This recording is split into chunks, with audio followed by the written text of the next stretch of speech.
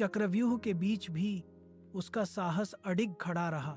शत्रुओं की भीड़ में भी उसने किसी को पास नहीं आने दिया। फिर 7 कौरव महारथियों ने निहत्थे योद्धा पर धोखे से वार किया और इस अदम्य हौसले वाले बालक को झुकने पर मजबूर किया। धीरे धीरे धीमी गति में अभिमन्यु चारों ओर घूमता है। अभिमन्यु धीरे धीरे घुटने टेकता है, जबकि निडर होकर आकाश की ओर देखता है। सुनहरी धूप उसके चारों ओर प्रतीकात्मक प्रभामंडल बनाती है। युद्ध का मैदान शांत और मौन हो जाता है। भगवान कृष्ण दीप्तिमान दिव्य रूप में प्रकट होते हैं।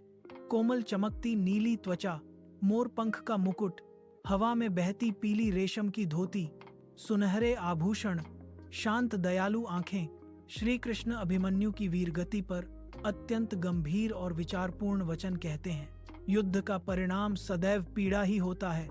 इसमें किसी का वास्तविक कल्याण नहीं होता और ये किसी भी पक्ष के लिए सही नहीं हो सकता। चक्रव्यूह के बीच भी उसका साहस अडिग खड़ा रहा।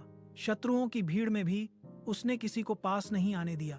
फिर 7 कौरव महारथियों ने निहत्थे योद्धा पर धोखे से वार किया और इस अदम्य हौसले वाले बालक को झुकने पर मजबूर किया। धीरे धीरे धीमी गति में अभिमन्यु चारों ओर घूमता है। अभिमन्यु धीरे धीरे घुटने टेकता है, जबकि निडर होकर आकाश की ओर देखता है।